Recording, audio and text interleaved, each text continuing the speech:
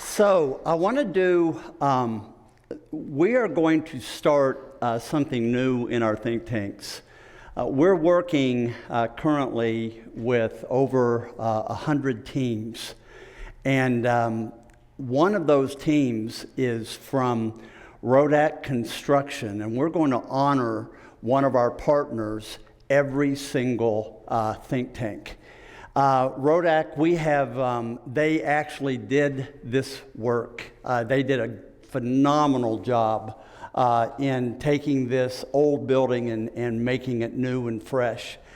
We've had a relationship with them now for 10 years, and I want to introduce to you two of their executives, Craig Rose and Brett Obermeyer. Will you guys come up, and I want to introduce both of you on behalf of Rodak Construction. Let's welcome them. Now, before we say anything else, we have to have our sacred moment of ceremony. Joel, would you please come up? And a mic. So on behalf of InitiativeOne, we would like to give you this amazingly beautiful shirt with a grown man on it, making you part of the You're So Smart Club. So thank you for everything that you do. Thank you. Appreciate you. We got the same one for you. Get the same guy. Wonderful. Do we put these on now? Yeah, you have to wear them for the whole show. Yeah. So thank you guys. Appreciate it. Welcome them to the You Are So Smart Club. Thank you, Craig. So Craig, Brett, if you'll just share a couple of minutes, what have been your key growth areas over the last 2 years that we want to celebrate with you, with our audience around the country, and all of the folks who are here from Green Bay? First off, thanks Fred and Tracy for having us here today, and really can't say how much we value the partnership over the years. I guess it's hard to put into a couple of key things because there really has been so many. It's been a huge growth process, I think, for everybody on the team and everybody that's had an experience in going through it with the InitiativeOne team. I think one key critical area that has come out through this and identifying a lot of issues in our improvement areas has been reducing the drama, right? Being able to cut through all of that, focus on the work, really increases the efficiencies, makes things a whole lot easier to focus on what we're doing if we're not worried about the drama piece of it. So that's been something that's been huge for us. Another thing that I think we've been really focusing on getting better here as of recently is celebrating our wins. It's something that I think is easy to lose focus of because it's easy to focus on the negatives. And I think that's been something that's been really fun within our group of just making sure that we focus on those wins. Big or small, whatever it is, remember to focus on those things, and that's been a key critical piece that I think has been kind of a fun, uplifting, exciting thing that we brought to the team here recently. I'll let Brett touch on a few too. Okay. Thanks, Greg. Yeah, there's different leadership programs, different leadership trainings that you can go through as an organization. And when we decided that this was the next step as a company, as a whole, so the whole organization went through it, really dug deeper, right? Dug into the purpose, dug into personally, not only professionally. So it's very encouraging to have everybody on the team go through it and get to know, number one, their leadership style, the way they think, the way they tick at a more personal level, which then opens up and allows you to be a better leader, and then also encourages leaders with sideways accountability and also from the bottom up, so that it's not always just top down. So the accountability, the personal growth has been incredible, and it's refreshing to see as a leader within an organization, the younger leaders especially, becoming more comfortable in their skin, having that self-confidence essentially grow through the process, and it's very enlightening. So once again, thank you, Dr. Fred, InitiativeOne team. We appreciate the partnership, and thank you for this today. Thank you. Would you all stand from the Rodak team, ladies and gentlemen? Let's say welcome to them. Thanks, guys. Appreciate that. Appreciate you guys. Thanks, you guys. They asked me before we started, are you ready for us? And I said very clearly, absolutely not. So if you'll hold on to this, thank you so much. So you all, I also want to say something. This 1 week after last month's think tank, we had a very serious accident in our family involving my youngest son, who went over his handlebars on an e-bike going 25 miles an hour and crashed into the curb of a street. And he was rushed to the emergency room. You talk about a God thing. It happened in Howard. As it has happened, the head of EMS for the village of Howard was driving his ambulance on the way to work. And he was 15 seconds from Eli when it happened. On the same street, on the other end of the street, the head of the police department was driving and saw Eli as well. That gentleman said that he's on that street maybe once a day. And they mobilized him within a minute and 45 seconds. He had a severe bleed on his brain. He cracked his skull in 2 places. Air was going into his brain. There was spinal fluid that was coming into his face, and we were scared. They rushed him to the trauma center at St. Vincent's. They did an incredible job.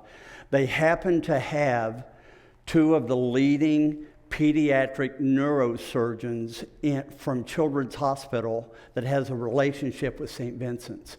They happened to be there finishing a procedure that had been planned for weeks.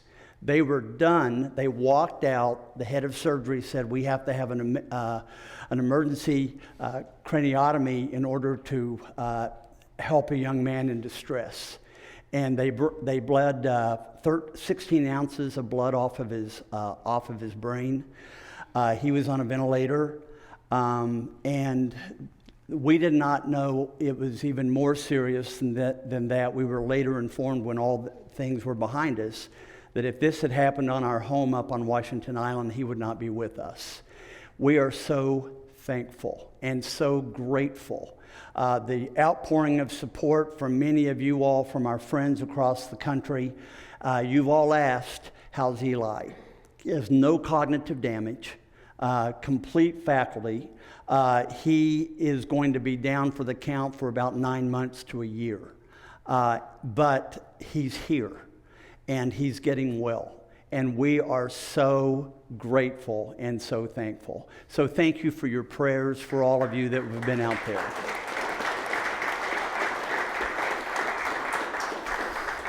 Okay, you ready to turn the corner?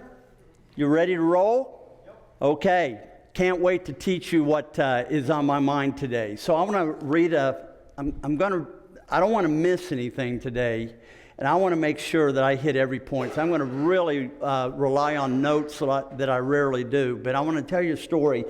I'm sure that some of you have heard this story. There was an old Cherokee grandfather who wanted to transfer the wisdom that he had gained in his life to his young grandson.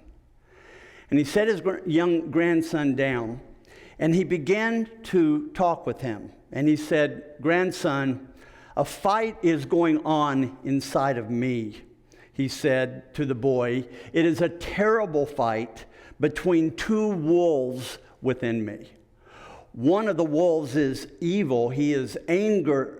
He is envy, sorrow, regret, greed, arrogance, self-pity, guilt, resentment, inferiority, lies, false pride, suspicion and distrust of others, superiority and ego." And he said, but as he continued, the other wolf in me, he is joy, he is peace, he is love, hope, serenity, humility, and kindness.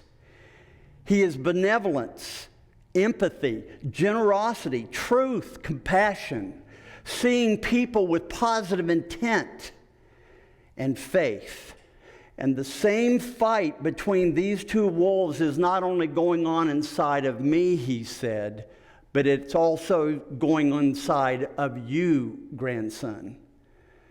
And the young man pondered, and then he asked, Grandfather, which wolf will win? And the old Cherokee grandfather replied, the one that you feed. You know, it is a reminder that our lives, the quality of our lives, the impact of our lives, the meaning of our lives, the contentment in our lives, the satisfaction of our lives is dependent upon the thoughts that we choose to feed in our minds every day. Would you agree with that? If you want to change, you have to do the inward work of changing yourself first. Change your thoughts, you change your life. Change the way you think, you change the way you behave. You change the way you behave, you change the outcomes of your life. And so I want to challenge you today that the self-messaging that you give to yourself, that steady stream that you tell yourself every day, particularly in adversity, particularly in times of pressure and fatigue, and when you're overwhelmed, the stream of narrative that you give to yourself is the single most important conversation that you will ever have. There was an executive that I have been working with from another company for some time. And he's made a great turnaround. I started working with him about 4 years ago. And he was in trouble. He was cynical. He was like Pigpen. Remember the character Pigpen? What is the problem with Pigpen? Everywhere he goes, what happens? He stinks up the room. He smells. He has a negative impact upon the room. Have you ever been around Pigpens? Well, that was my friend John. I would also liken him to another character, Eeyore. You know Eeyore? Have you ever been around Eeyores? How would you describe Eeyore? Talk to me. How would you describe him? Cheerful? Bright? Encouraging? How would you describe him? Heavy. Okay. Who else? Defeated. Draining. Self-loathing. You know, you can tell the level of the books that some of our folks are reading every single day here. You know, we all have Eeyores. And the reality is this executive had become an Eeyore. He didn't praise his people. He was always critical of them. He didn't value them. He didn't trust them. And therefore, he wouldn't include them in input and ideas. And you always attract to you who you are. And the natural leaders on his team that were already on the team when he inherited the team, they didn't want to be around Eeyore. Your winners don't want to be around an Eeyore. And we have too many choices today. And so something began to happen with his team. His best leaders began to leave the team. And the ones who were the most toxic stayed. And who else did he attract to the team? People that were more toxic than he was. It was not the kind of team that you get up and love going to work with.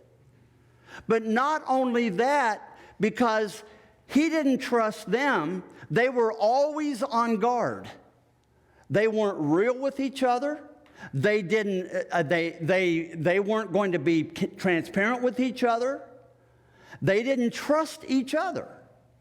And whenever they tried to do problem solving, the truth never came out because no one wanted to be criticized by their boss and each other. And so everybody was playing it safe, and the team was ineffective. And I sat him down, and I said, John, I just put it out there. You are an Eeyore, and it is killing your leadership. And if you do not make some changes in the way you think and behave, and your messages with yourself and the messages in how you treat other people, your career is going to sink very quickly. And so I gave him an assignment. I gave him a notepad.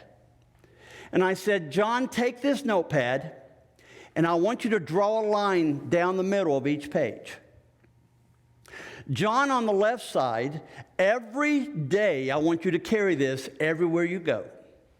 And each time that you have a negative, destructive thought about yourself, I want you to write it down. Oh, I can't do this. Or this person is out to get me. I can't trust that person. Whether it's a negative thought about you or a negative thought about someone else, write it down every time. And then, John, I want you to ask 2 people that you intermingle with the most every day who know you. And every time they hear you mention a negative, destructive word about one of their teams or one member of this company or someone we're dealing with, I want you to write that down on the right side. And he looks at me and he says, this is a bunch of baloney. And I said, start with that comment right there. I said, you are so bathed in mud, you can't see it. He came back 1 week later, and he walked up in that room, and he was sheepish. And he looked down, and he said, I got a real problem, don't I? As he handed me the note page with 26 pages of negative thoughts that he had no idea was part of his life every single day. And the most thoughts were not about other people. The most negative, destructive conversation was him with whom? Himself. You all, you want to be a game changer? Have the courage to change your narrative. Have the courage to look at yourself. You guys know I like lists. And what I do is I live by what I call my block and tackle conversation that I have with myself every day. There are days that I do well on the list. There are days that I don't do well on the list. There are days that I really knock out of the park on some things and not on others. Have you ever done the same thing? But it's always front of mind. And these are the basic tenets and principles that guide my life, how I think about myself, how I think about others. And it guides the impact that I want to have. Now, at the end of this time together, I'm going to ask you to do something. I'm going to ask you to go home and spend 1/2 hour writing down your block and tackle list. You have it. But maybe it's been pushed down so far that you don't even know it's there. And I'm going to ask you to write back to info@InitiativeOne.com with your list. With your list, and star the 2 that you're going to give the most attention to up front. The last time I did this last month about fear and I was overwhelmed by the number of people who wrote into us and said, this is my greatest fear that I'm working on. And so let me share with you my block and tackle list. Would that be helpful? So number one, this is a saying that I say to myself. It is a bedrock principle in my life. I am more than enough. I am of infinite worth. And this is an irrefutable truth in my life. When I know that I'm enough, I do hard things better. I lean into things when everything inside of me wants to run away. You ever done that before? This is what I call living by declaration, not desperation. You know what declaration is? It is a choice to believe that you are enough. It is a choice to believe that you have been endowed and created with infinite worth. You'd say, well, of course. I can't begin to tell you the number of people who look like they've got it all together on the outside but have a broken sense of self on the inside. And by the way, you're talking to one who struggles with it all the time. The folks that I struggle with the most in my life are the ones who have it all together. And I've learned through living that if you look like you have it, don't have it all together, you're probably the one who's in the worst, having the worst mess. It's the people who acknowledge that I am a mess, that I'm doing my best, but I make mistakes. There are days that I am a pig pen. There are days that I lift people up. There's inconsistency in my life. Someone who can say that to me with clarity, they're already halfway there towards health. So the first one is, I am enough. I have infinite worth, and no one is outside of me can define my worth. How you perceive how well I'm doing something, how poor that I'm doing something, ultimately is not the decisive factor in how I feel about myself. I choose to believe. It takes a choice to believe that you're not enough, and it takes a choice to believe that you are enough. It takes as much effort to declare that you're this big as it does to declare that you're of infinite height and depth and width and breadth. And so the highest impact leaders, the reason why they treat people with such respect, they see them as infinite. They don't see them as an asset to be used. They see them as a prize to be cherished. Those are leaders inside. You cannot give out what you don't have. It starts by saying, I'm of infinite worth. No one, nothing can take that away from me. I can do this. I got this. You guys with me? Ringing home? By the way, there's over probably 1,000 people watching this. I'm not talking to them. I'm not talking to you. Guess who I'm talking to? Myself. Myself. Second bedrock principle of my block and tackle conversation, the 10 non-negotiables in my life.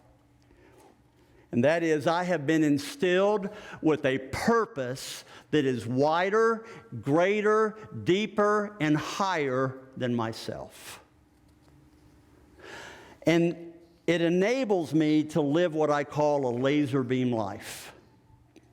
The vast majority of people have no clue what their purpose is, even though every one of us in this room have been instilled with a distinct, unique purpose that is different than everybody else in the room.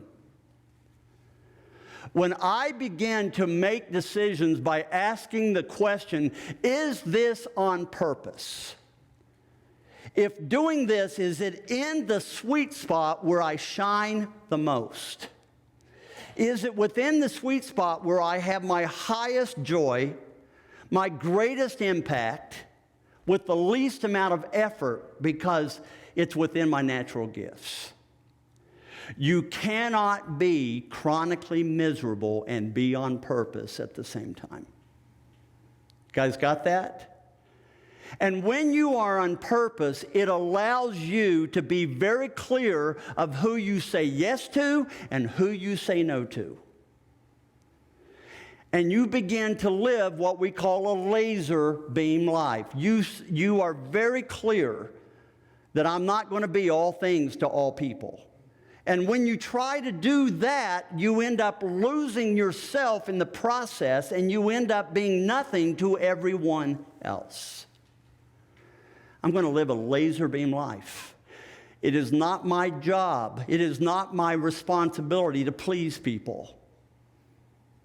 It is my responsibility to be on purpose. And when I am on purpose, I raise the odds as a consequence, as implication that that is where I end up pleasing the most people. Isn't that ironic? I have a purpose. And in my purpose is where I shine. If you don't think you're enough, you're not going to think your purpose is worthwhile. That is why you always have to start with your self-discussion about your value first. I'm enough. Second, I have a purpose that is bigger than my life, that can live beyond my days. Third, my values. And you know what my values are? They are faith, family.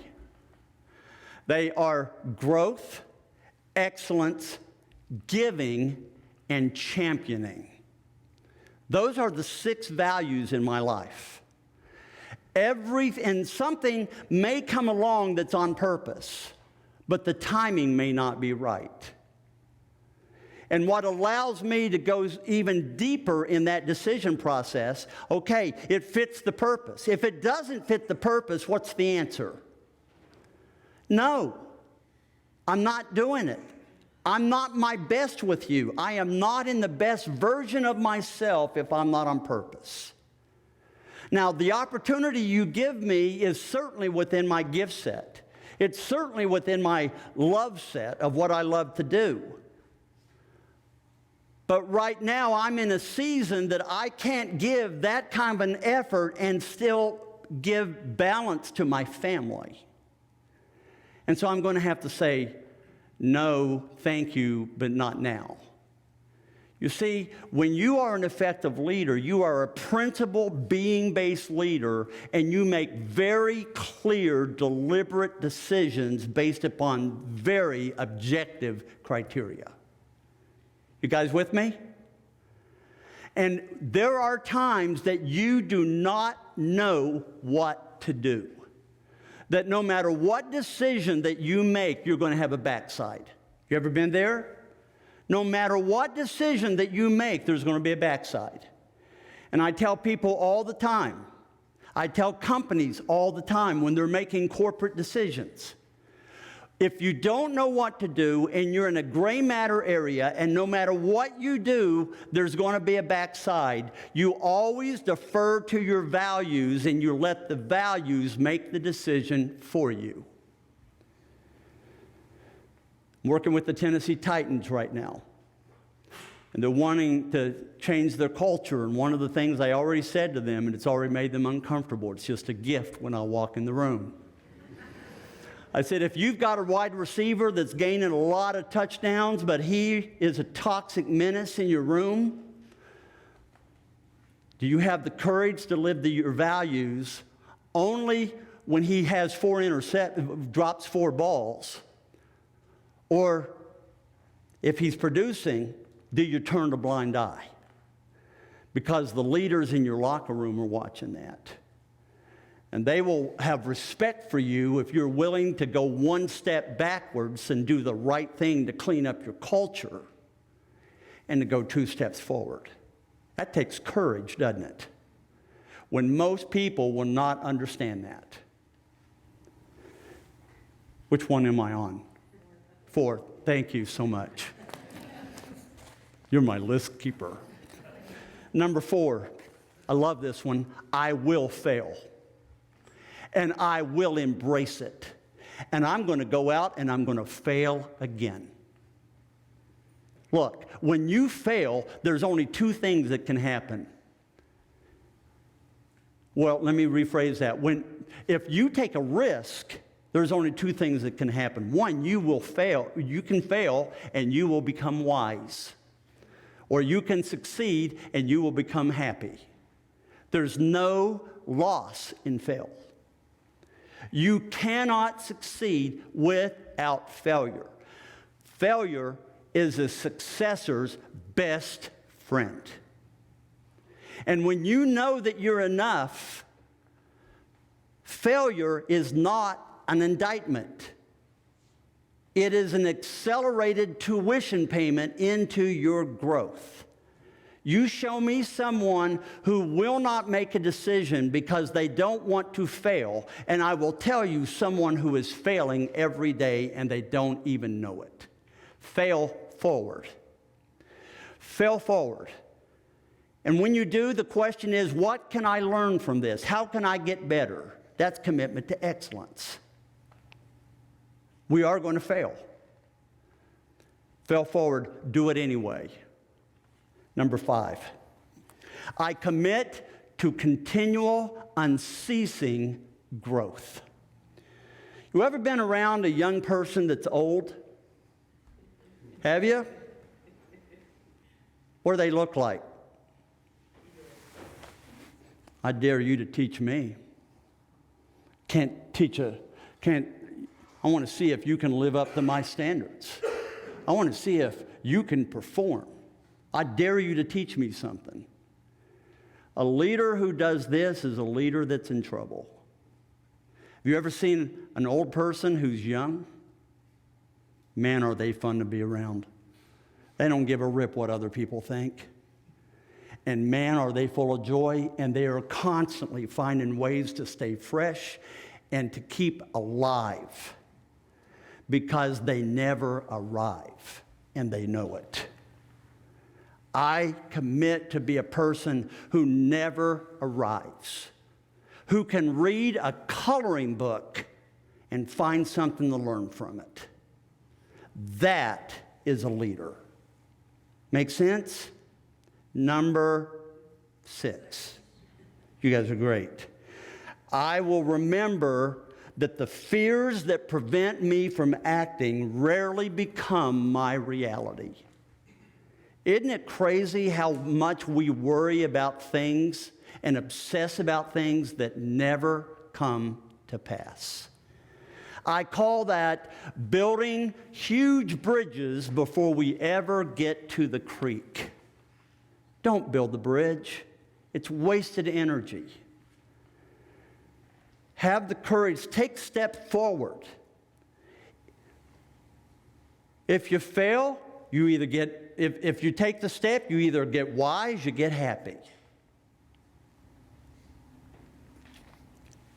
Number 7. Here's one of my favorites. I will risk large. In direct correlation to the size of my purpose-driven dreams. I will risk in relationship to the dreams that have been planted in me because I want to be aligned with my purpose. You cannot know greatness and playing it safe at the same time. Did you hear that? You cannot play it safe and know greatness at the same time. Greatness is always one step beyond our comfort zone. Greatness is always one step beyond our comfort zone. You may be one courageous step from that tipping point.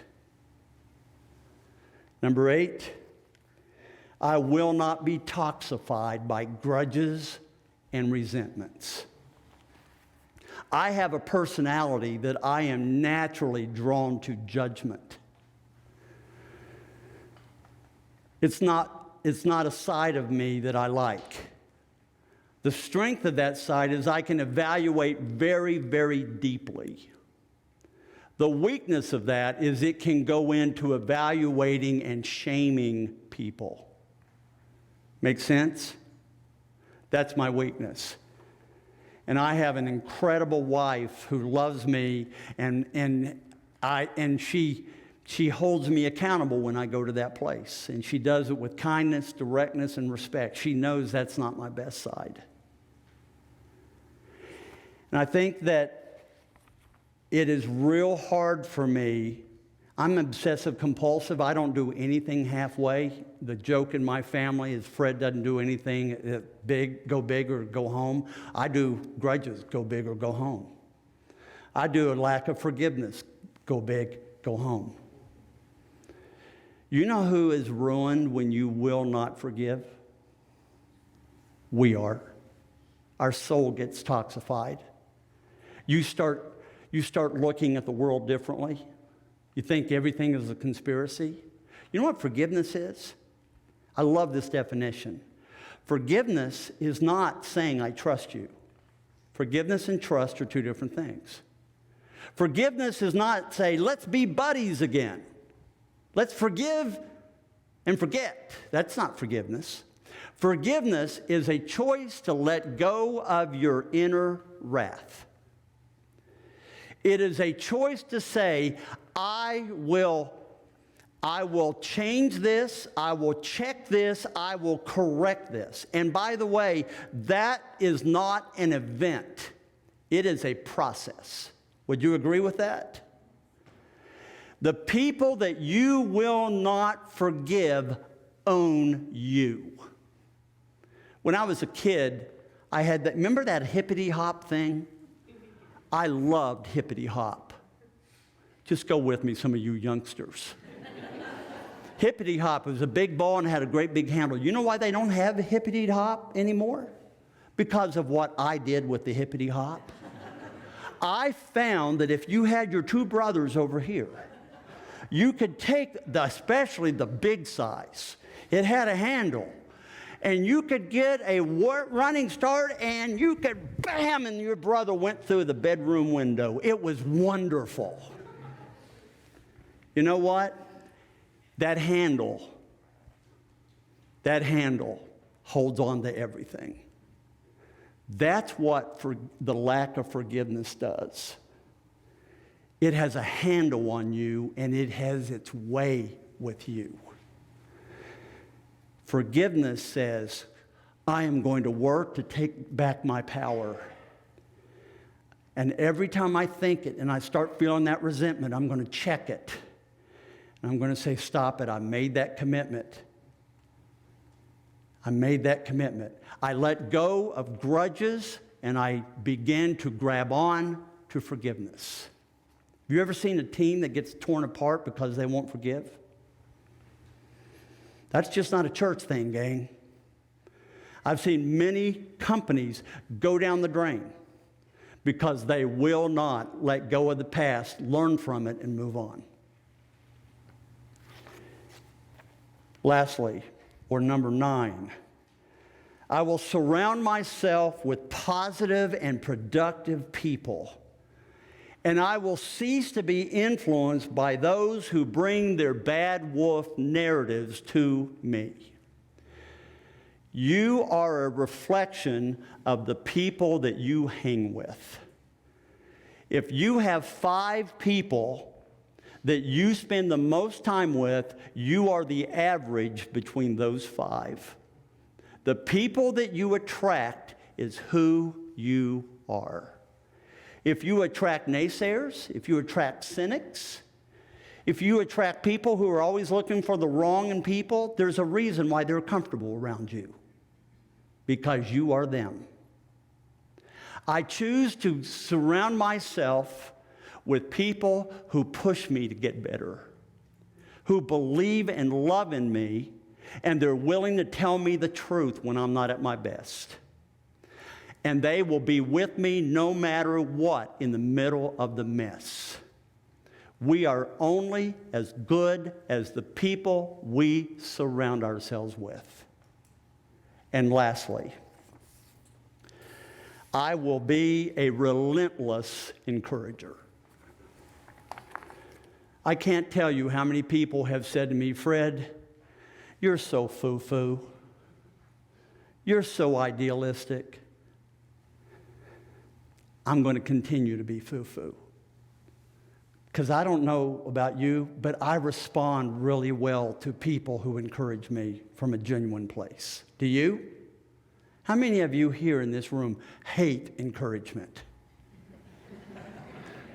How many of you just love to be shamed and put down?